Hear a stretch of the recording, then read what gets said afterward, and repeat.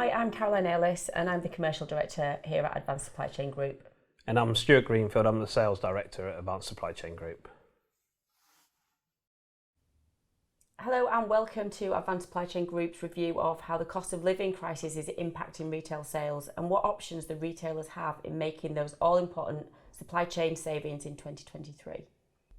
We surveyed retailers nationwide and found that 40% who are planning to reduce overall operating costs are making supply chain reviews their number one priority. 25% have identified it may be necessary to find new supply chain partners. Finding supply chain efficiencies and making improvements will play a major role in minimising margin dilution and creating the opportunity to reduce retail selling prices as shoppers become more price sensitive and seek greater value in order to make the necessary savings. This is something that retailers will be prioritising in the next 12 months as they tackle the impacts of rising inflation and the cost of living crisis on their sales. We thought it would be helpful to break down some of the key areas and trends that make supply chain improvements and financial savings. Our research revealed 3 areas which retailers are really honing in on to reduce costs and protect margin.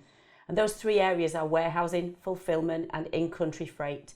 We have found more and more retailers asking us about whether they're doing the right things in each of these 3 areas and if they can do things differently and better, especially within the warehousing sector.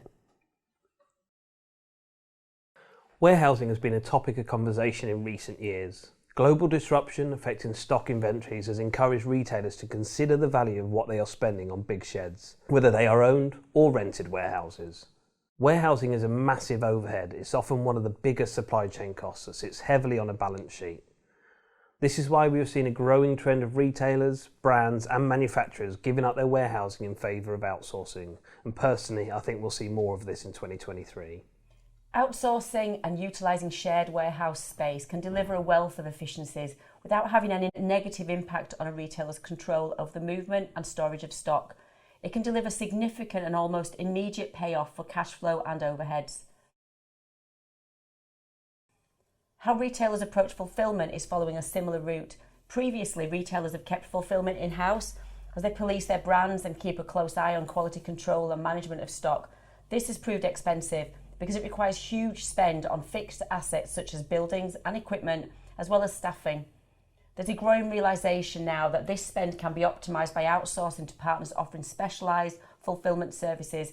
Backed up with the correct IT systems and infrastructure, fulfilment can be developed bespoke to a retailer's specifications to protect brand integrity and quality control, and still provide retailers with full transparency of their stock. Here at Advanced, we've developed unique product identification and barcode technology to provide visibility of stock from inbound right the way through to dispatch with real-time milestone reporting. This means that retailers find outsourced fulfilment very similar to when they ran it in-house, but at a much lower cost. Outsourcing to a company like Advanced allows the retailer to leverage the benefits of our experience and expertise, reduces or eliminates the expense of maintaining a vehicle fleet, and allows businesses to focus on their core competencies. The cost of changing border regulations has seen retailers looking for bonded warehouses to enable them to manage customs processing and payment of duties more effectively. This has opened the door to them outsourcing a combination of warehousing and fulfilment that is closer to the end customers on the continent and around the globe.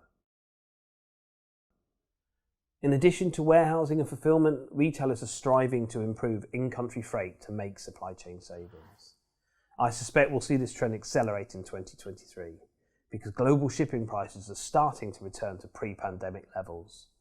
This means retailers and brands will turn their attention to better managing in-country transportation costs, especially after spending the last few years focusing so heavily on air and sea freight.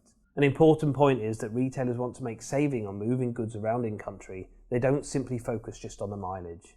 Reducing mileage is just one part of seeking a more efficient transportation.